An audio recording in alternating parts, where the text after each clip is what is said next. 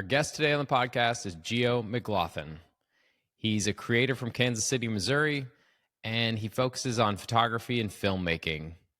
Got his start with film in a dark room, just like I did.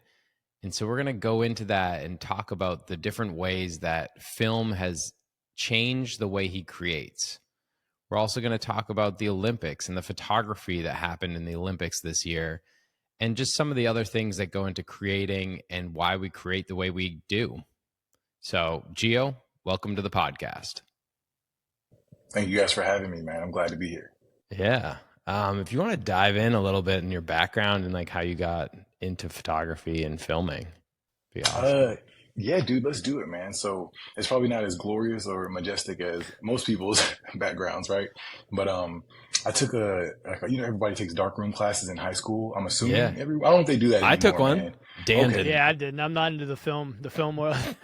Yeah, I don't know if that's a thing. Like when I was coming up, I'm not old, but at the time, it's like it was just something that you kind of had an elective. You pick one.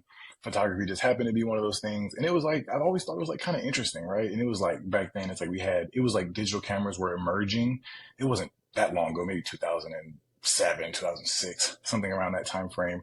And we had to have a black and white film. That was like part of the process. You had to do it, and I don't know what it was, man. Something about it was just so intriguing to me. It was like the process of it. It was just like kind of neat because it was like phased out, like almost at that time. Right. So it was almost like ancient to the kids, right? You know what I mean? I might have been 16, 17 at the time. So it was considered like, oh, nobody does that. But I found so much interest in it. And it was also like, I don't want to say it wasn't frowned upon by any means, but like, it wasn't cool. It wasn't sports. It wasn't, track or swimming or, music. It was just like a sidestep. So I always like, I'll just kind of like keep it in my back pocket. I focused on, baseball and basketball mainly, but it was always like my fun thing to do.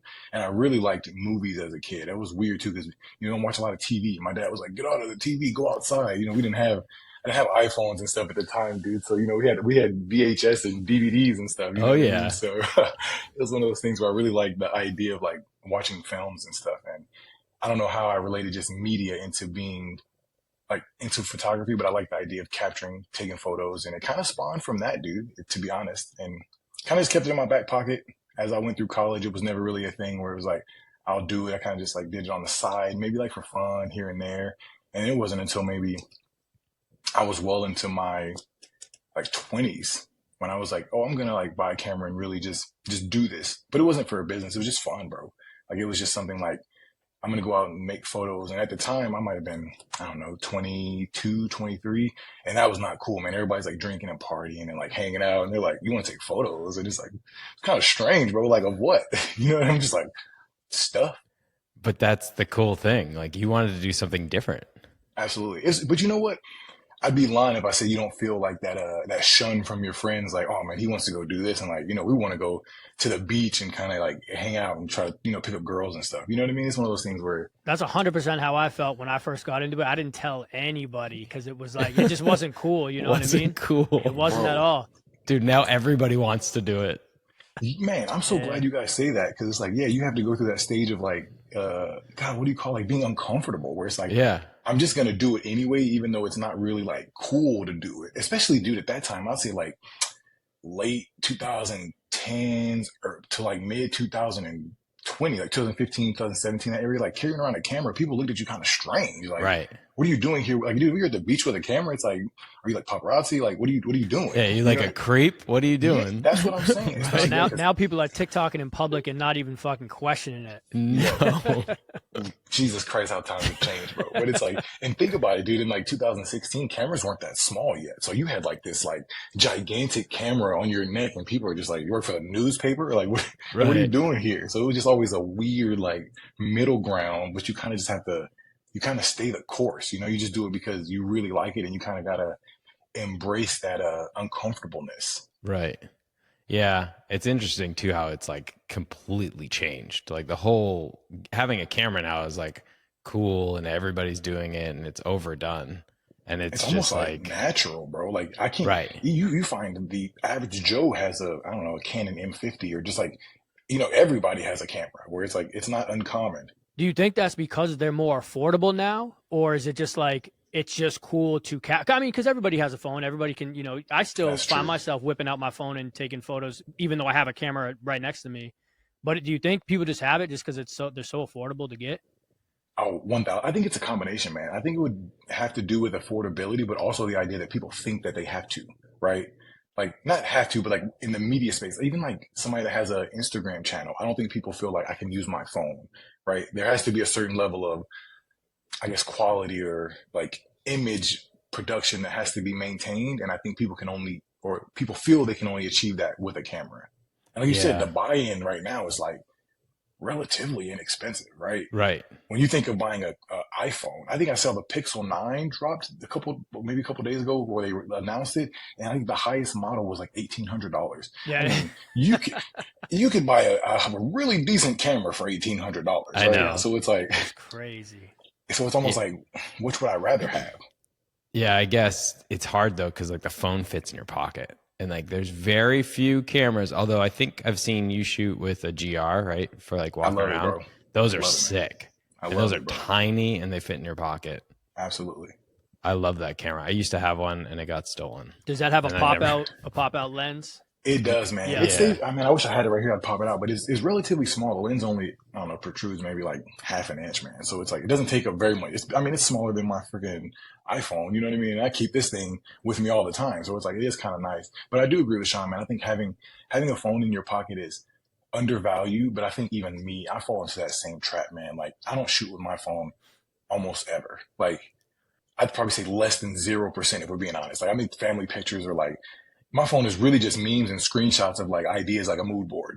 My photo section is really filled with stuff that is like, oh, I saw this, I screenshot it, or I saw something when I was out. But it's never really like, I'm going to use my phone as like a production method, which I wish I kind of would, to be honest, when you think about how much you spend on a phone. iPhones are $1,100, $1,200. They're not very cheap.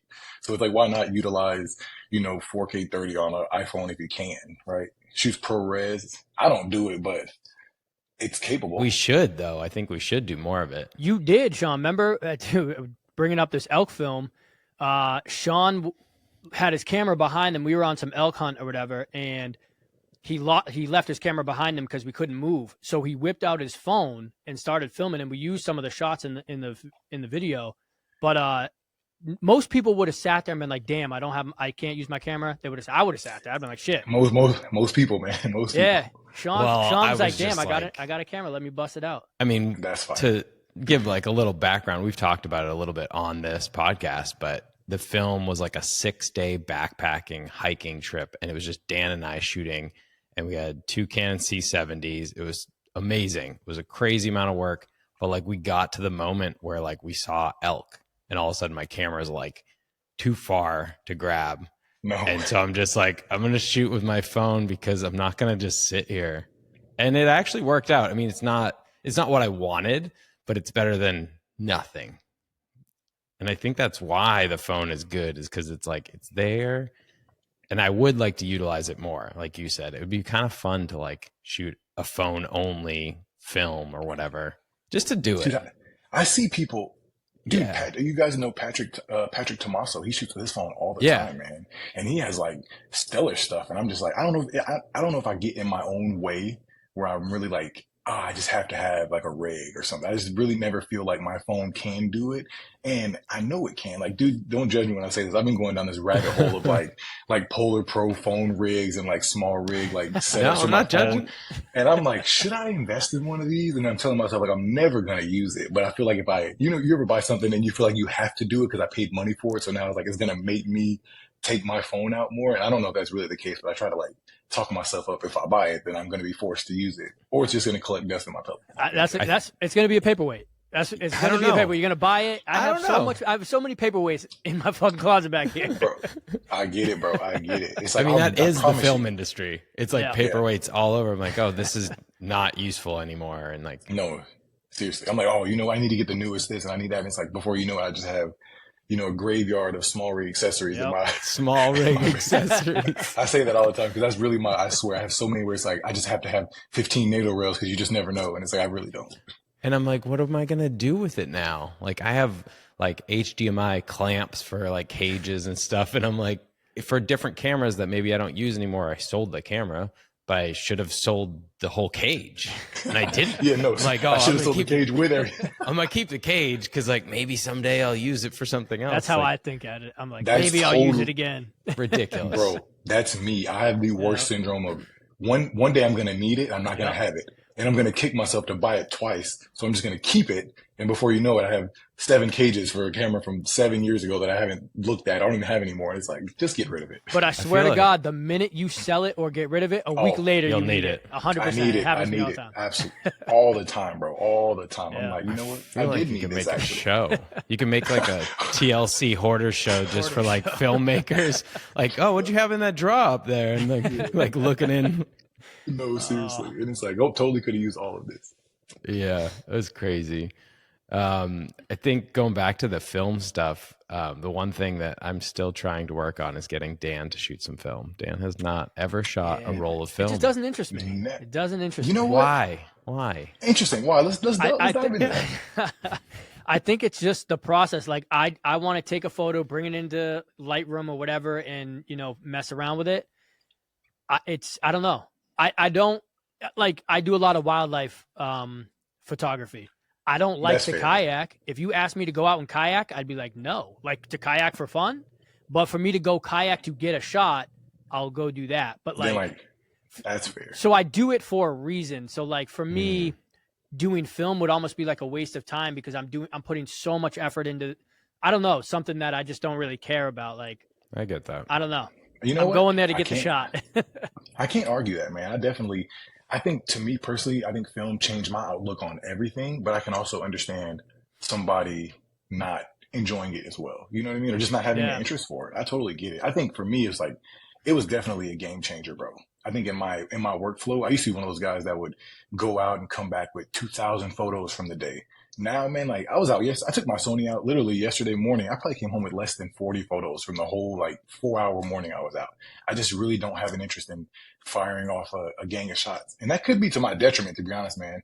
Even when I do sessions, I had a client last week that I did like some headshots for and like some, some street editorial style work. And dude, I got home and I may have had less than 100 photos. And it's not a bad thing. Though.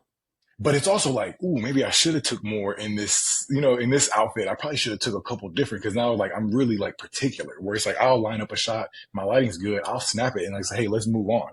Let's get the shot and let's kind of keep going. I'm not shooting a bunch of extra. And I don't know if you guys ever dive into that issue, but it's like, if I have an image and she's like this and then she's like this, now it's like, I can rack my brain on which one is better. The poses are so similar that it's like, I'm just fighting. Is it left? Is chin up high, a little bit nicer than chin down? If I just get one, it's much easier to just kind of progress through my, process.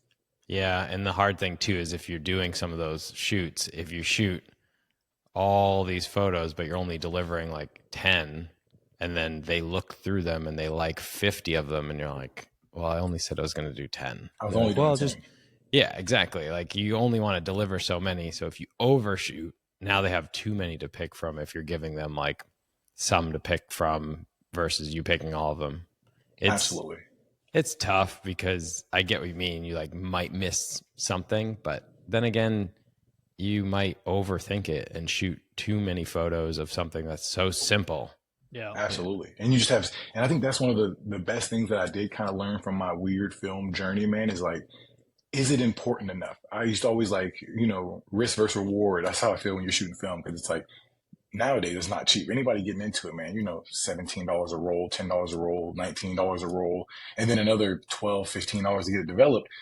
You got to have some upfront capital just to be shooting film, just for the here and there. You know what I mean? So it's yeah. When you're out shooting, you're is this photo worth, I don't know, $1.72, right? Is it, if you really you got to break it down. Is it really worth me spending that kind of money? And if it is, then take the shot. If it's not, you kind of move on. And I think that is another thing that kind of really brought me into why I enjoy it, because you do you're not just firing and hoping to get something good. You're really weighing, do I like this composition? Is the lighting okay? You know what I mean? How do you think it's going to render on a grainy, Delta 3200 or something in that aspect? Right. Yeah. It's almost like if they made a digital camera where you had to pay per roll. like every time you downloaded photos? I'm not saying it's a good idea, but I'm saying Yeah, don't change the game on us. Yeah, I know. Don't do that to me, bro. I'm just saying, like, it'd be kind of a cool nostalgic thing where you like got a digital camera and every time you drop photos out of it, you had to pay to drop them. It would definitely make someone, I guess, question their images a little bit more. And I think film does Yeah. that, man, right? Because, I mean, let's be honest. There's plenty of times you'll shoot a roll of film and 36 shots. I mean, it happens to me all the time. Just recently, you shoot 36 shots and 7 of them are like, I like these. You know, the rest of them are just like, wow, what a waste of my time. Or, you know, just like, I don't know. I guess that does add a sense of fun to it, but it can also be kind of disheartening if somebody's not expecting to get something out of it, right? Yeah. And you're like not wanting to just shoot film all the time because what if you miss, like you see some epic shot and you miss it because the film, I don't know, like the exposure wasn't correct or whatever it was. You missed that one shot. And if you were digital, you'd shoot a couple, look at it and be like, oh, I got to change this and that. And shoot it again. Dude, I went through like a 2 year, maybe 3 year shooting film only, like for everything. Wow. Yeah, like literally, I was like, that's all I did. I had like one or two digital cameras, and they collected dust, bro. Never even turned That's them on, kind of man. dope. I mean, it's cool to do that though, because you learn Yeah, from like technique, lighting, and then you kind of limit yourself. It's almost like getting the cage for your phone. If you were to get that, you would have to say, all right, for the next 2 months, all I'm shooting is iPhone. absolutely. Like just focus on that and see how you can work with the tech that way. Are you bringing your film into the computer afterwards and digitizing it or whatever, scanning it in and So color correcting? yeah. So to me, Yeah. it's like, what's the point? Because you're putting so much more effort in if you're just going to bring it into the computer and mess Dude, with the it. color. So You know what I mean? it's gonna Color sound is so it, good. it is, man. It's like it's really hard to explain it, man. It's like when you shoot like a 120 image, there's just so much information that you can't get in digital cameras. So I know it much. sounds silly to say that. Like it's silly to say digital cameras. Like a medium format film camera or a large format film camera, there's no comparison to any digital camera on the market unless you're shooting like a Hasselblad, like I don't know, 1XD or something like that, or whatever their Or like model a is. phase XD1, So one. the 1XD. sensors are 120 in the Oh film? yeah. So Okay. it's pretty much a Getting much 120. more. So it's like just like the negative alone, a 6x7 negative. We're looking at like, you know what I mean? Yeah. It doesn't seem like a lot, but imagine if you had a sensor in your Sony that was this big. You're gonna be Right. like, Jesus Christ! Like it's just such a massive amount of information. It's a good So way you're to shooting, put it. yeah. Sensor So if you're shooting, size. Yeah. if you're shooting portraits or like I said, I shot even work all on film. Everything was like, I'm only doing film. So it's like, if you don't want me, I'm probably not the guy, but I'm doing it on film. But I think when you deliver like, especially portraits, man, the Yeah. separation, the fall off is always so nice. Cause even sometimes obviously we shoot digital, sometimes it's clinically sharp to a fault where it's like, Yeah.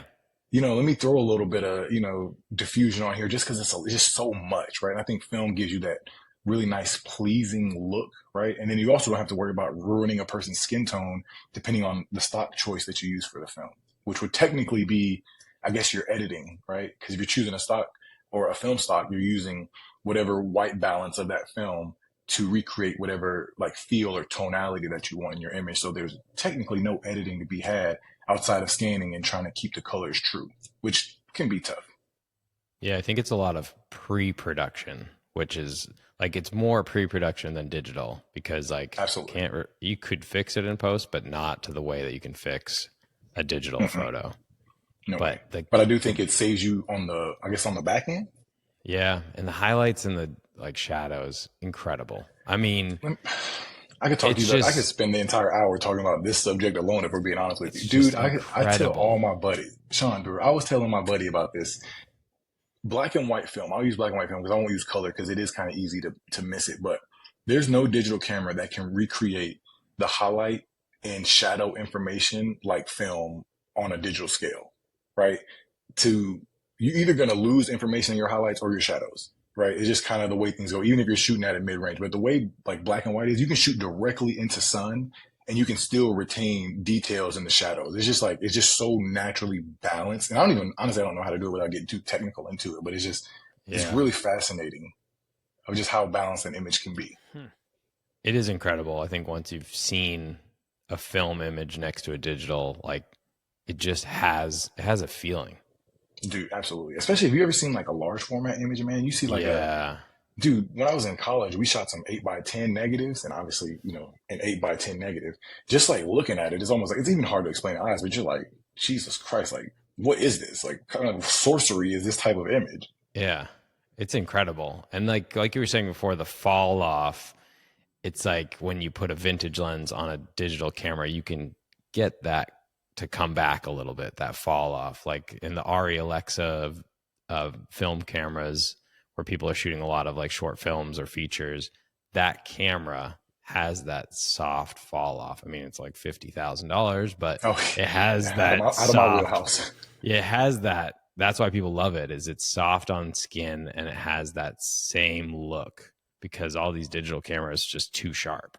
And that's what I was gonna say, man. Like, especially when you're shooting like a really compressed frame, I just feel like the separation is just so drastic. Sometimes it almost feels like inauthentic, right? I think that's one of the biggest reasons I don't really like to shoot anything outside of 50 personally. That's my own personal hot take. But when you get into like the 85s, 135s, like anything that's like really compressed, I just feel like when you're blowing it out at like a 1.2, the person almost feels pasted into the photo and it doesn't really feel like where's the scene? Like it's just so much bokeh and so much separation that is really, it's just, I don't know, it seems really drastic, especially in newer cameras. Yeah, I think so too. I really like the wide angle stuff. Like I'm really into like 21 millimeter. Like Ooh, it, that's my jam. it's just wild to see like the background with like the action in front of you and like seeing more of where you are in the environment. I love that. And more people are starting to shoot films like that too, where you get more of the environment that you're in.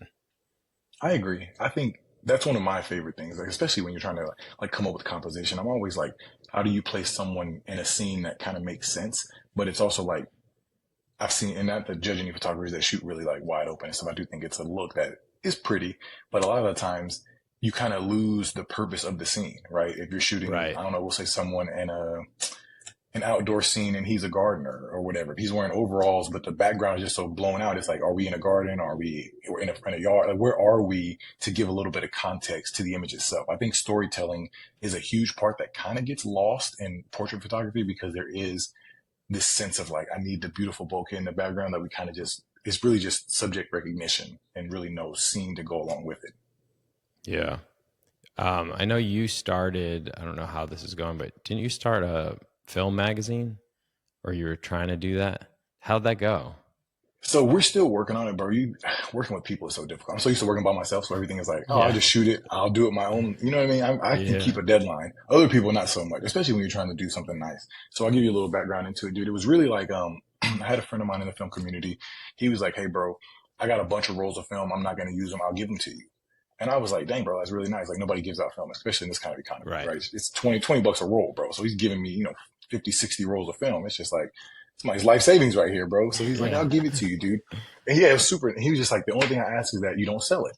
And it's like, no, I mean, it's like, well, clearly I'm not going to make a come up off it. And then I thought, how cool would it be for me just to give it away to people that may have a hard time buying film or somebody just wants to try something new. And then I thought like I could make like compile a magazine of all of the images that are obtained if it's all based Yeah. around like one topic. If it was like some sort of like cohesion or something that could kind of pull it all together, right? Because there was a black and white, there's daylight film, there's tungsten balanced films, there's E6 slide film. There's a whole bunch of different film that I thought like this would be like a pretty rad thing. So I sent out, I asked everybody to sign up and I made people pay like, I don't know, whatever the shipping cost was. It was like $4 or $5 or Yeah. whatever it cost for me to ship the film out. Cause obviously 60 rolls of film, I was going to spend a couple $100 on just shipping it alone. So, people signed up and it actually, I think maybe the first like 6 hours, all the rolls were gone. Like everybody wanted it like That's pretty good. That's a quick, cool man. idea, though. That's dope. I know. I saw it Dude, and I thanks, was man. like, what a great idea. Yeah. Thanks, man. And the hardest part is getting everything back, right? So we were supposed to do the deadline was supposed to be like mid-August for everybody returning the rolls, and I probably got like maybe 3 or 4 rolls from like 60 people so far. And that's really the hard part is like, can you get your images scanned and then sent back to me, and then I'll go, start getting a layout that kind of makes sense, or just seeing how I can like put everything together. I thought it would be a cool opportunity for people to expose their work, maybe like a little short Yeah. artist statement or their Instagram handle or email, or just I thought it'd be a cool way for like a community project, and then maybe sell the zines for like $10 or something, whatever, $7, whatever a zine cost would cover, just so I'm not spending any money out of my own pocket.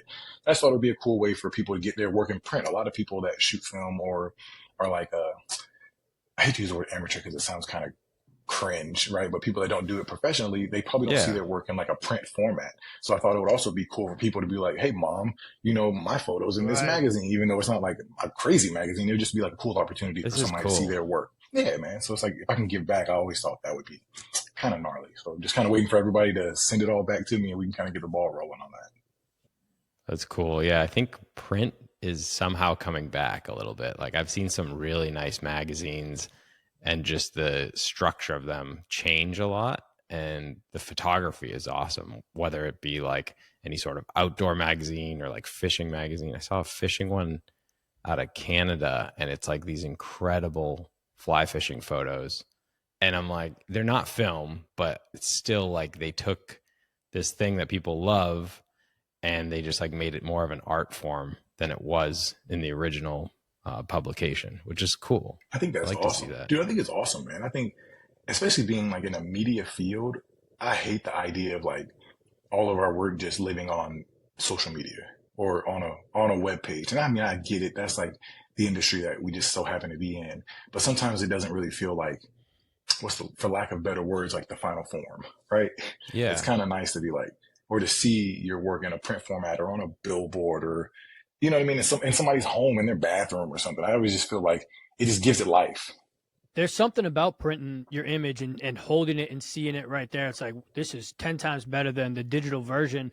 But it's like, I look back at, my family's, photo albums and I love it. And I'm like, I want to leave my kids, even if it's just random photos, but like, Right. I want to print my stuff and, in a photo album to leave for my kids so they can kind of Dude. look at that stuff. Cause we don't print it. We put it on Instagram, we put it on Facebook and It's on the cloud. And it's gone. Cloud. And dude, we even talk about it like all the time. It's like everyone's attention span. You're like fighting for people's attention on social media. And I hate to say it like that, but it's just the basis of what it is, right? You post a photo, I'm fighting for you to see it. And then in that 15, 20 seconds, it's gone, right? And maybe to the guy that created it, or even if it's a short film or whatever, maybe a small clip, it's like, I really enjoy this. I would love for you to enjoy it for longer than 15 seconds and then move on. And then it's just like completely forgotten about forever, right? So Yeah. it's a weird space to be in. Like, if you, I don't know if you guys can see behind me, these are works that I shot. Well, this one isn't. This one is a work a buddy of mine actually shot on 4x5 film, and he actually darkroom printed it, and he sent it to me, so I hung it up. And these are this one is my son's hands, and it's a film photo that I darkroom printed, and I hung it up. I always just feel like, why not hang it up and, just give it feels like something life. you created even more when you print it versus just like, yeah. I mean, we're so used to seeing everything on screens, and I mean, we'll work on a film for so long or do some production for a company and we love it so much. And then it goes up, they do a launch and then that's it. Yeah, that's it. All right. It's gone. And what's next? Yeah. Weeks worth of work. And it's like for however many seconds. And then it's like, oh, yeah, it's gone. So I don't know what we do about that. Like the attention span is just like out the window. I didn't think no about one that. wants to sit and look at anything anymore. Now they're doing when you look through TikTok, they're putting two videos next to each other. So one person talking, and then there'll be like a game or a puzzle, on the other because side. people, on the other side. So you have two different things going at once because people's attention spans are just that. I'm glad I didn't have a phone when I was in like growing up. Like when we were growing up, we didn't have phones, which is awesome. We did. It was just like, hey, call me after 9 o'clock. There was no like videos on it. My phone was like, I got 50 minutes for the rest of the month. So it was just exactly. Like, it's like, like text. I gotta save text for like 25 cents or something. You're like, I'm not texting you. I forgot about that. That's what I'm saying, dude. If my mom called and I didn't have any minutes, it was going to be a bad day for me. You know what I mean? So it's like, this is for important only. I forgot about that. Yeah. You paid for the minutes and you paid for the text. Oh, my kids have no idea how lucky they are with this unlimited bullshit. Bro, no clue, but that's bro. the problem. We have too much unlimited everything, like unlimited photos. Like, where do people think this stuff is being stored? On a cloud. On a cloud that then we're powering. We have all these server rooms and we're paying for it. You know what Instagram just sent me? Instagram just said, we've had access to your entire photo album for the last like 3 weeks. Yeah. I'm like, what? Yeah. Like, do you want to allow them to keep using it? And it's like, Jesus Christ, man. Like, crazy. It is, man. But it's like, it's a weird conundrum because like, as much as I do like sharing images, like you said, it's like, how do you keep finding meaning when something doesn't last very long? right? I mean, for me purposely, I enjoy doing stuff, but I guess I sympathize with the people that go, oh, I don't have a follow. I don't have a following either. So if anybody listen to this, I do not. But there's people that You have, got larger following than me on Twitter. but So my Twitter's kind of nice. I think my engagement's pretty well, but it's also nice, dude. I think I've curated a certain level of like people that I talk to, right? And then like I interact Right. with, because I'm really not like one of those guys who are like, Jay, just like my work. I try to show it both ways. People that Totally. communicate with me, if you like anything I've done, if you shared anything, why wouldn't I share someone else's work? Right. Exactly. If I can put your stuff in someone else's eyes, maybe that you're the audience for that person, right? And now I put you in front of somebody else. And I feel like if everybody felt that way, it'd be so much easier with people seeing work. It's like, So much easier. what's a reshare? What's a me putting your post in my story? It absolutely hurts me. Absolutely none. But if I put it in my story and, 700 people see my story, then that just put your work in someone else's eyes. I've had a ton of my friends be like, dude, you shared something and like 15 people followed me. And I'm like, it may not be a lot, but that's awesome. Yeah, but it's 15 people that might have never seen that.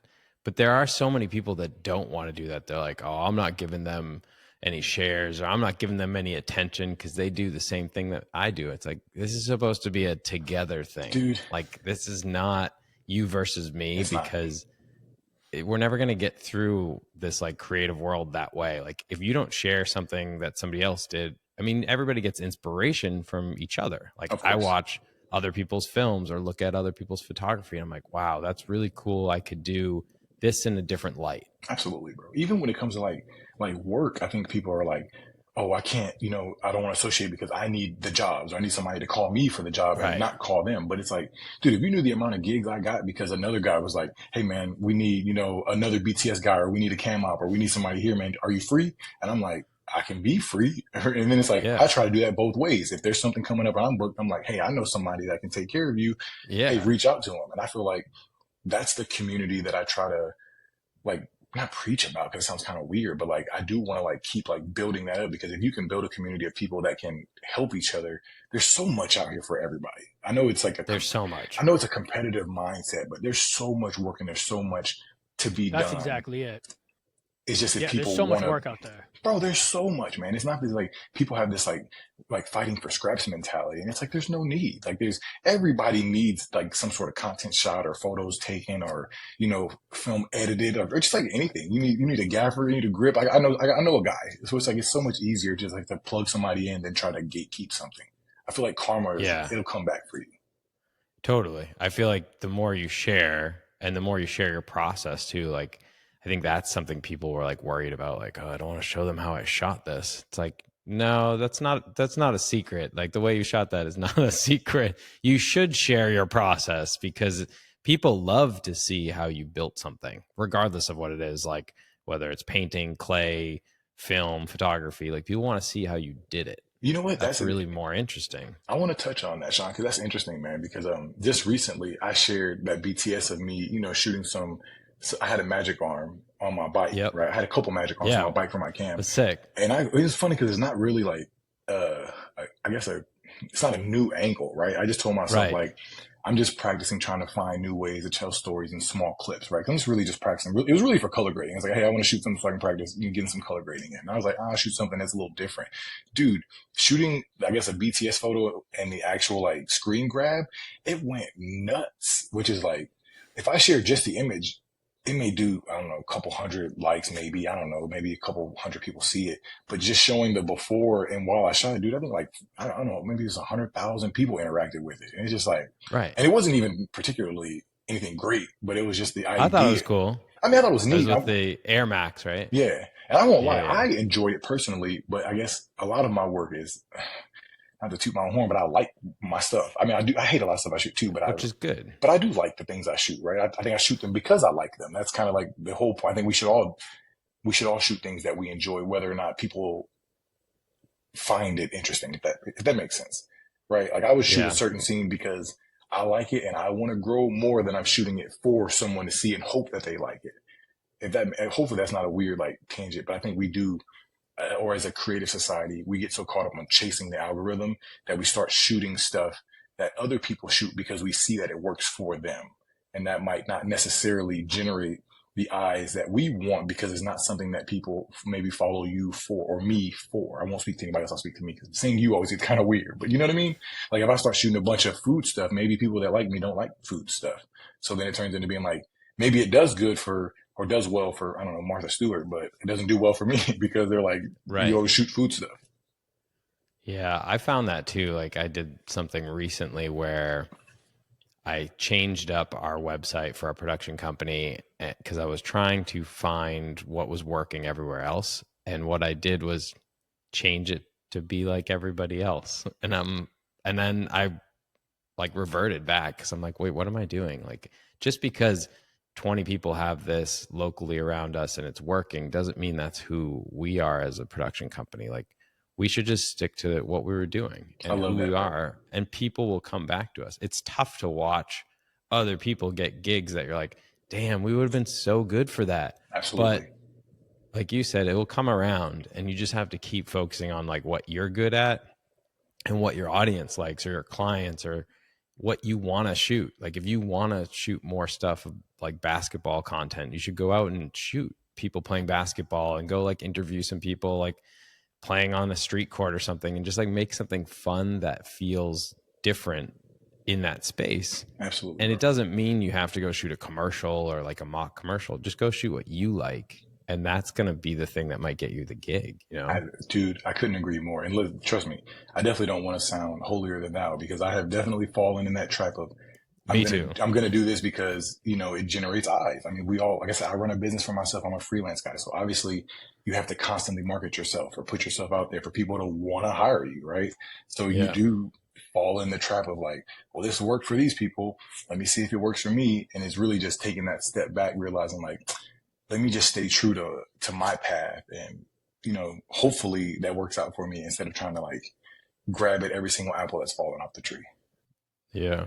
I want to touch upon, I know that you talked a little bit about it on social, and I also noticed some things around the Olympic photography. Oh, let's do it, man. I mean, damn, the images this Olympics were completely different. I don't know, Nuts, bro. why would you say people are trying to shoot like more artistic styles and things like that? Because it's really, they went from a general event coverage to now this beautiful imagery that could stand alone.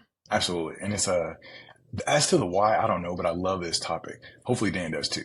Um, I don't know if you guys are familiar, I'm sure you are, with Olympic photography. You can't, or even video, you can't really name any real iconic Olympic photos. I mean, maybe a handful, right? You got Right. what, Florence Joyner, maybe some Usain Bolt, uh, like MJ when he's like covering up the Reebok logo. There's some like some Yeah. iconic photos, but there's never really like the surfer photos I've seen from this. Like these photos I promise you, they're gonna live, and they're gonna be the next generation of example photos. The Muhammad Ali photos, like that's not an Olympic photo, but it's like those photos that just like, this is what I remember.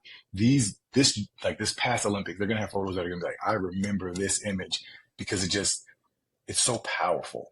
And I don't really know how that shift started. I don't know if it's the gear. I mean, I did see Canon showing some pretty awesome like gear rooms where they were like giving out, there's a bunch of like R1s and crazy lenses, and they were like just giving them to everybody. And it's just like, okay, I'd like to have some of these too. You know what I mean? But I don't know, man. It's like, I've seen probably some of the best work I've seen in any sport. I won't even just say Olympics, but just like sporting in general. I saw some like fantastic images, bro. It's absolutely kind of mind boggling, for real. Yeah. I think if I were to just guess on it, I think it's because we have more people who are coming from these brand marketing storytelling backgrounds now that are able to get like into freelance. They might not shoot for AP or Getty all the time, but they're able to get in. Like I know a guy from Boston who got in and shot some beautiful images, Oh, but that's his right. work outside of the Olympics is like that. So I think it might have been a marketing push on the Olympics where they were like, hey, we got to get some of these like high level creatives in on this stuff because we need more people to resonate with the Olympics and also share the content. And people are going to share the content that's like locked in and like has a story behind it, you know? Oh man, I actually really like that take, bro. Because I mean, I was looking at the link to Robbie Lawrence, and his work outside of the Olympics is just, it's already incredible, right? But Yeah. like you said, to take his like, it's very contrasty and like an emotional side. Like a lot of his shots are really like close up keyframe imagery. It's really not a lot of scenes. It's really like emotional storytelling, I would say, right? Where you kind of like put your own picture to it or like your own thought process to it. And it's like very incredible work, man. So I do think when you take a talent like that and put him in an atmosphere where he can make some of that same style of work, it'll transition to the audience much better than just like I hate to say for lack of a better term, like event coverage, right? Because I'm Yeah. just shooting for, you know, newspapers and stuff. It doesn't, obviously I'm sure everyone's here shot stuff for like magazines or newspapers and they don't really care the shot you get. They don't really care. As long as the color's fine, the exposure's fine, just send it in and we'll get it out. Where I think now it's really like, can you tell a story in this image or what looks good on social media? And I think I agree with your point about having like a younger audience. It's almost not to get too far one sided, but like you ever think of like journalists now? A lot of people don't watch the news. I'm not going for a political thing, but like just the news in general. People are getting their news from, I don't know, like Kai Cenat or something on social media. Or like the young crowd is following these streamers. That's their information source. So I think if you look at the young guys, they have their curated creators that may not be big in the eyes of media, but they're big in their social presence, right? And that carries them into certain gigs or certain jobs because that's where the eyes just so happen to be. Now, do you think like because I didn't really follow up on the Olympics photos and stuff that much, but to me, doing an event like that, I would think a lot of these photographers would have runners, and you know what I mean. They're just trying to get the photos off, but maybe they had a little bit more control over the photos where they could bring it home or not home, but bring it back to their computer, kind of edit it, and then post it or send it out. So it got a little bit more love than what it usually would have got. You know what I mean? It's funny you say that, Dan, because I was actually really curious about that myself because I just so happen to, if you watch, we'll just use the USA basketball game because I'm big into basketball.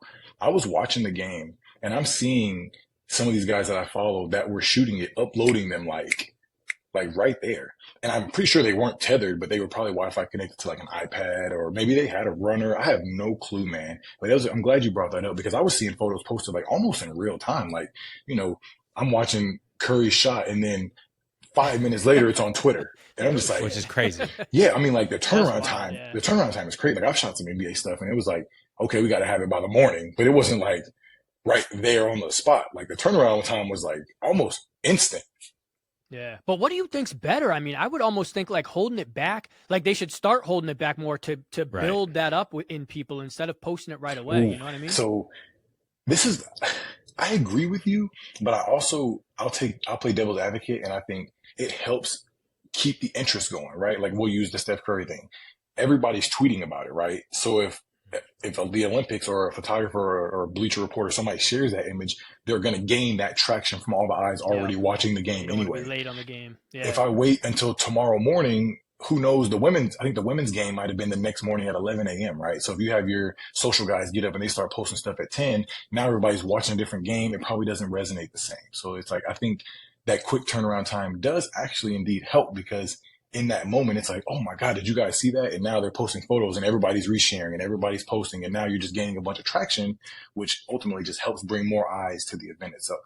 Yeah. I mean, we're all fighting for attention. That's the newest thing is like attention's worth more than anything else right now. Like if you can grasp any sort of attention on any piece of media that you put out, like you now have a platform to also monetize or like if you're a big publication, people aren't paying attention to you all the time and you put out a photo immediately and it's like the best photo that everybody's seen about whatever the basketball game or the surfing event. I mean, that is worth a lot. Like you said, Sean, it's the battle for who can be first, right? Who can get the image first to get the eyes first to keep that traction going. Which is crazy.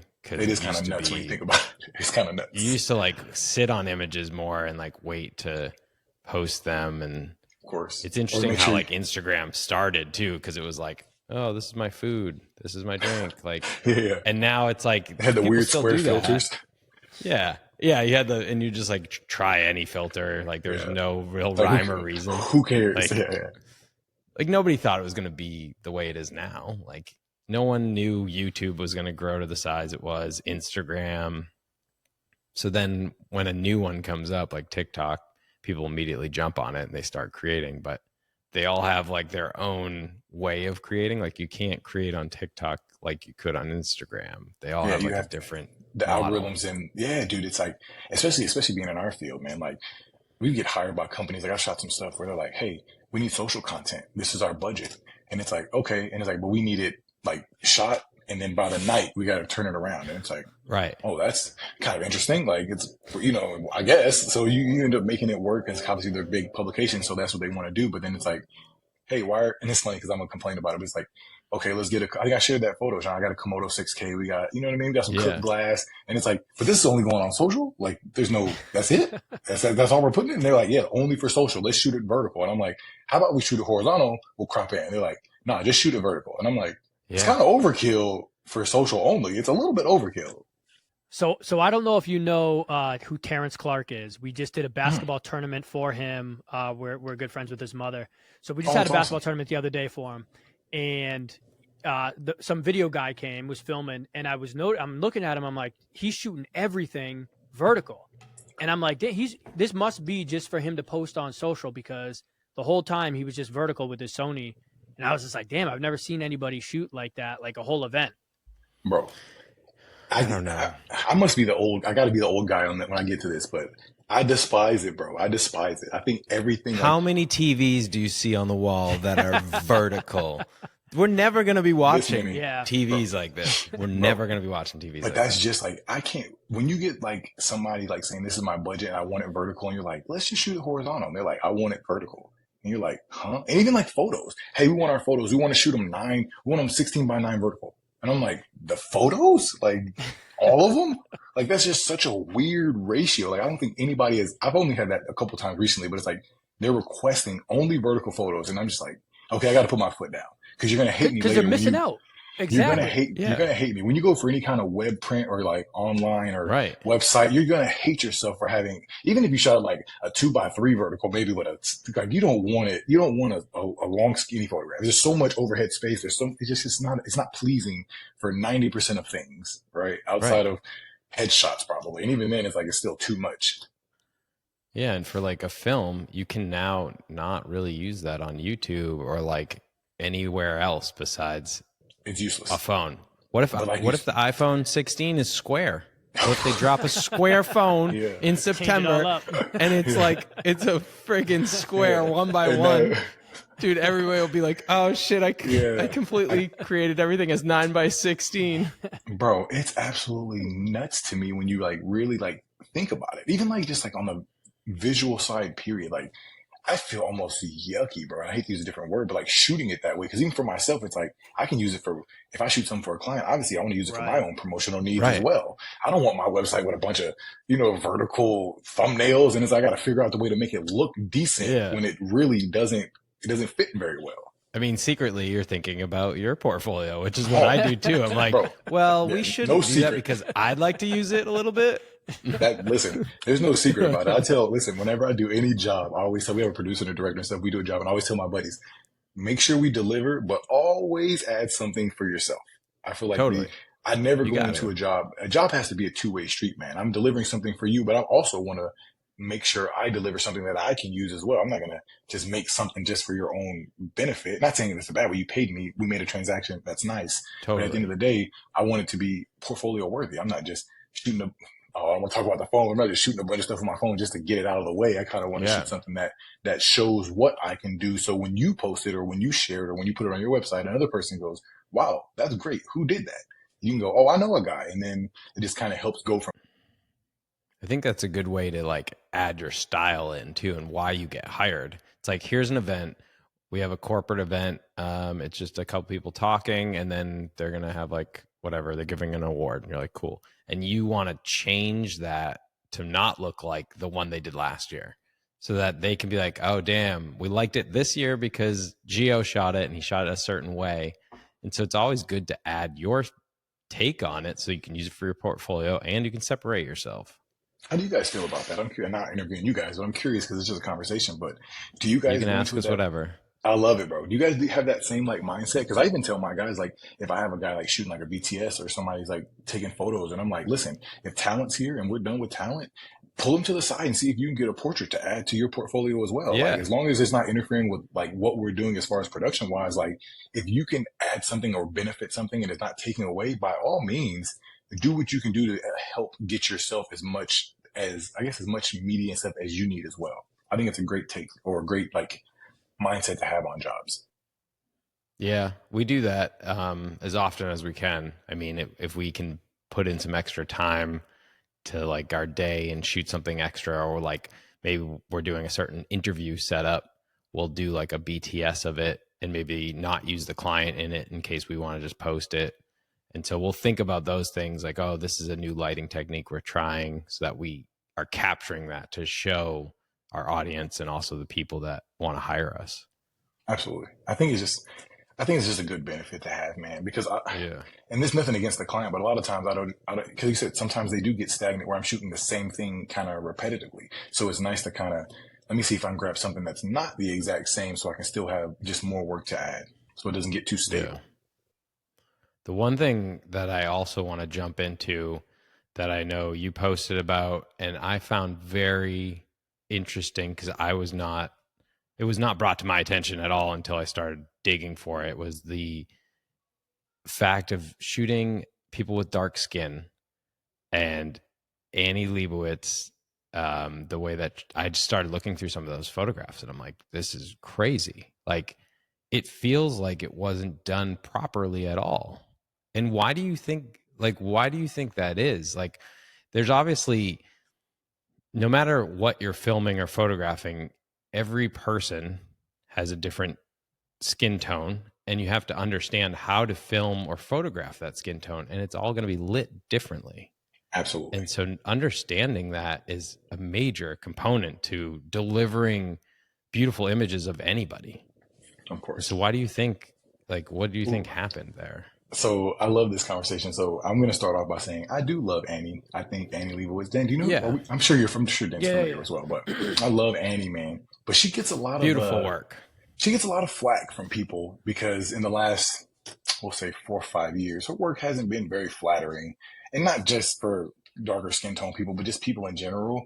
But I have some friends that do a lot of like high fashion work, and they swear that Annie has like assistants and people that shoot with her, and they just kind of slap her name on it because she's the big fish, right? Because she's the one that brings the eyes, and that's another reason why I don't necessarily like when, I guess I don't want to say disrespect, but when people kind of criticize her heavily, it's like she's not somebody that just they gave a job to because she's fell off the corner. Like, she's built years of portfolio work of shooting incredible editorial work. So it's like, give her the just due to clearly know that she knows what she's doing.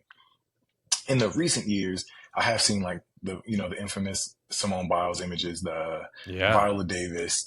There's there's the LeBron one that I saw. There's some rough ones where I'm like, see, the earlier LeBron one was fantastic though. So I think it's like, maybe I saw the wrong one. There's an earlier one. I think it was like maybe his second or third year in the league, where he has like his chosen one tattoo, and he's like a side profile. I didn't see that one. And it has like, and it's funny because you never monster light anybody. Well, at least I don't. Not a big fan of it, right? But she lit him like kind of under with a softbox over. And I'm just assuming by looking at the image, I'm sure we're all pretty good at kind of seeing how a photo was lit for the most part.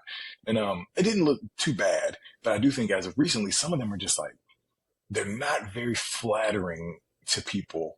And I wouldn't even go as far as the editing style, because she's known for having that painterly-esque, like, impressionist style of imagery. So her imagery is really like an artistic style, and I think that's why she gets paid the way she does, or you're right, why she has this certain look. People are looking for that because that's her look, and I think that's why she gets a lot of the work that she does get. But I do think it is a little bit disgraceful to take, like, there's no way it got past an editor, you know what I mean? Like, all these people that put it in print, and they're just like, this Viola Davis image, let's run it. Like, I just can't imagine anybody saying like, maybe we should choose a different one from this session, or maybe I don't know. It is kind of hard to understand how you can shoot such a bad image and no one say like, I don't like this. I feel like post-production. But there has to be somebody, man, that down the channel. Everybody has channels, right? I can't take a photo and just get it everywhere. Somebody's gonna want to see it. It has to go through levels of like approval. Right. Or I wonder if maybe Yeah, her name why? is just, hey, it's Annie. So we're gonna run it That's what I because it's think Annie. it is. That's what I think it is. And not only that, it's like she's at the top of her game. So Yeah. it's not like, and who knows who's here to say is or not, but like, is she progressing because she's at the top? Who's she looking at to be like, oh, I'm gonna get better and light better and do this? You have the people under her being like, I'm trying to be at this level, so they're gonna do different things and switch it up. She's probably been doing the same lighting and photos Oh yeah. the same way for years because she's getting paid. It's, you know, 30 she's plus at the top years. of her game. They're gonna hire her. So she's not switching stuff up and making it look better. So maybe that's like kind of what it is. Like Do you think it's like nobody's willing to like step up and be like, oh, Annie, I think we should change the way this looks? Like that's a tough conversation. So listen, for somebody below you to be like, hey, that doesn't look good. Sean, Like think about Fired. We can do it here. Would you risk your job saying, hey, I don't think this looks very good? You'd be like, hey, run it. I guess it looks great to me. Yeah. Maybe that's part of it, man. Yeah. Like when you get to a certain level in any sort of creation, like whether you're a director or like a producer, maybe people just let things go because they're like, oh, it's so-and-so. Like, I don't know. I guess that could be it. Which kind of sucks because like, I can't think of any other jobs outside of a media space where that's okay, right? If you think of, think of a high level athlete, if they're playing bad, I mean, you don't got that many seasons of, not bringing any return in before they say, hey man, we're not paying you. They'll tell you hundreds of millions of dollars to like drop the ball. Either you're going to play or we're going to send you somewhere else, right? There's not a lot of avenues where you can just like do bad and people go, whatever. You used to do good. I think it's true though, but like with an athlete, even if you're like the top athlete, like a LeBron, of course, there's people underneath him that don't want to lose their job, but their job is also to watch out for the team or watch out for like, so of course they do have this like level of power, even though he's like at his peak level, they can still be like, just not working out. Kind of, but didn't LeBron get his son on the Lakers? Yeah, and I don't think they wanted that either. You know what I mean? But because he was LeBron, but I think so. That's true. But I think it's gonna sound silly because LeBron's not winning any championships, not recently, but he's still delivering. So I still think he still has a little bit of tug because come on now, LeBron's not on the Lakers. Nobody's watching the games. There's no eyes on. Nobody's filling. I mean, they might fill the seats because it's the Lakers. Like it's like there's gonna be. It's like the Celtics. They're gonna always have a certain level of fandom just because they're just the Lakers. The Celtics won this year, though. That's what I'm saying. Oh, here we go. But I think they're always going to have a certain level of like fandom, but I think LeBron fills a lot of seats, right? So when LeBron's like, hey, I need my son here, it's going to cost you $1 million. What's $1 million return on investment for people filling in seats, buying jerseys? Right. Like, hey, we'll put that money up because it's like, it's not really anything when you think about Jeannie Buss and how much the Lakers are really worth. Small dollars. Yeah. And talk about, I mean, you hit the peak of that. That's what every dad's dream would be to play with your son in the NBA. No one's ever done it. That's Absolutely. Unbelievable. Yeah. And people go, I don't think he deserved it. And it's like, who cares? I know a lot of people that don't deserve their jobs and they still have them. I know a lot of people that are in certain positions because they just know the right people and good for them. I wish I knew the right people. You can bet that there will be a lot of marketing around that next year, and there will be a lot of photography that will be planned around ish, like like those moments to feel that like bond of father son. You'll see a ton. I'll call right now. You'll see some images that people will be like, oh man, that's incredible, like head to head kind of thing, like talking to each other. Like those images will hit hard, and those will be like iconic, I believe. I agree. Because you got to think about it. And I don't want to get on a sports tangent, but I don't think LeBron's not going to play that many more seasons. Let's just be honest. You know what I mean? He's pushing 40. He might have 2, maybe 3 on a good note, right? He's going to play a couple seasons. Bronny's going to play with him. LeBron's going to retire. They're going to get him out of there. He's not going to, I think, let's be honest. Like I said, it's funny. I make a joke all the time. Milwaukee, right? Thanasis is there because of Giannis. Giannis ever gets hurt, Thanasis is gone, right? They're not paying him $11 million a year because he's a great player. They're paying him because Giannis brought a championship to Milwaukee of all places. So I kind Right. of feel like it's that Yeah. same instance. Like, but you're going to get some great imagery. I do think a lot of people are going to focus around the teaching aspect because everybody knows LeBron is like being a great teacher, being a great motivator, being extremely smart on the court. So I think they're going to try to get those images of like, you know, him maybe picking Bronny up, him teaching him, like, you know, because he's real verbal on the court. He's really big on grabbing the young Right. guys and showing them how to play. And I think that'll be probably the only father-son images we'll probably ever see in a basketball setting. Right. They Which kind is of like a remind me of like the championship. Ken Griffey. You ever see like the Griffies Yeah. when they're on field together? Like there's like people. I still see those like clips of, you know, Ken stealing the ball from his papa, you know, out in center Yeah. field, and it's like, yeah, you'll never see that again. So it's like I think that's a pretty cool way to like visualize media. Yeah, and like to maybe end your career is like that's a good like championship to walk away from. Like you and your Absolutely. son got to play. Oh, that'd be dope. I mean, That'd that's. be I mean, I don't know if they'll win a championship, but either way, like just playing on the same just the team, idea of it. Yeah, like I don't know, maybe we'll see something happen. Maybe they'll make it happen. I don't know. That'd be crazy, man. I don't want to get into it. I don't think they have the roster for it, but it would be cool. Right. You know what I mean? It would definitely be, if LeBron was able to do it, I mean, it would change a whole lot of conversations based around LeBron. If he was able to take his son and win a championship, that'd be kind of nuts, man. It'd be a really good way to end your career too. Jesus Christ. Yeah. Or on the dark side of things, do they Yeah. make it happen because it's a marketing moment and I wouldn't be mad at it. I wouldn't be mad, man. I've seen some. And I feel like sports do that sometimes, where it's like 1,000%. they set things up because it's like this moment is going to go so much more viral if we do this. Like especially with sports betting now, like I agree. Crazy like, think stuff about it. happens. And to go back to Milwaukee, bro. Milwaukee won a championship when they were probably like the 5th or 6th best team that season, right? They beat some really good teams because the Celtics were hurt. KD stepped on the line. There's a lot of reasons why they got to where they got, and I think it's really easy to manipulate these reasons. Yeah, that's true. Well, Gio, this has been awesome. Thank you for coming on. We appreciate you. Absolutely, man. Thank you guys for having me. I appreciate it. It was a fun talk, man. Hopefully everything works out well.